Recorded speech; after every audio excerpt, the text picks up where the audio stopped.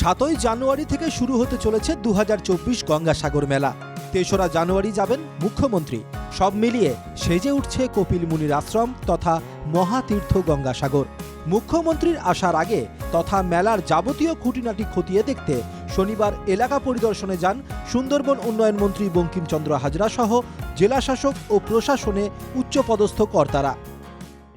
এবং আজকের মাননীয় ডিএম সাহেবের নেতৃত্বে, এসপি সাহেবের নেতৃত্বে আমাদের যে সমস্ত লাইন ডিপার্টমেন্ট আছে তাদের উচ্চপদস্থ আধিকারিকদের নিয়ে সকাল 7টা থেকে বিভিন্ন পয়েন্ট ভিজিট করা হচ্ছে, যাতে তীর্থযাত্রীদের কোনো রকম কোনো অসুবিধে না করছি। যে তীর্থযাত্রীর সংখ্যা গত বছরের তুলনায় এবছর বাড়বে, সেই জায়গাতে দাঁড়িয়ে গত বছর যেটা এন্ট্রি ফগ হয়েছিল, যে কারণে দুটো ভ্যাসেল ঘোড়ামারা বাইরে চলে গেছিল, এবছর আমাদের জেলা প্রশাসনের তরফ থেকে এন্ট্রি ফগ লাইটিং সিস্টেম চালু করা হচ্ছে।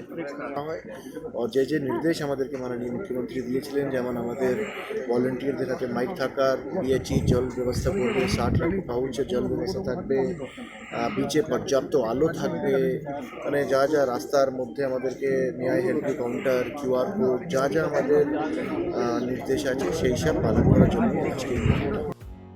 গতবারের থেকে এবার আরও বাড়বে পুণ্যার্থীদের সংখ্যা। মকর সংক্রান্তির পুণ্যস্নান তথা মেলায় আগত দর্শনার্থীদের সুবিধার কথা মাথায় রেখে এবার একগুচ্ছ পরিকল্পনার কথা জানিয়েছেন মুখ্যমন্ত্রী। প্রস্তুতি হিসাবে সেই সব বিষয়গুলিতে নজর রাখছে প্রশাসন। বিশেষ নজরে থাকবে 6 নম্বর রাস্তা। এই রাস্তা দিয়েই সাগর স্নান সেরে মন্দিরে পুজো দিয়ে ফিরবেন পুণ্যার্থীরা। গঙ্গাসাগরে বিভিন্ন পয়েন্টগুলিতে যুদ্ধকালীন তৎপরতায় কাজ থাকছে। পর্যাপ্ত পরিমাণে বাসের ব্যবস্থা, পরিবেশ বান্ধব ও প্লাস্টিক মুক্ত মেলা। মেলার দিনগুলিতে সিসিটিভি ও ড্রোনের মাধ্যমে নজরদারি। গঙ্গাসাগর মেলার নিরাপত্তার কথা মাথায় রেখে ইতিমধ্যেই পুলিশ প্রশাসনের আধিকারিকদের সাথে উচ্চ পর্যায়ে বেশ কয়েকবার বৈঠক হয়েছে। সব মিলিয়ে গঙ্গাসাগর মেলায় কোনো খামতি রাখতে চাইছে না রাজ্য সরকার। দক্ষিণ 24 পরগনা থেকে অরিজিৎ মণ্ডলের রিপোর্ট, এনকেটিভি বাংলা।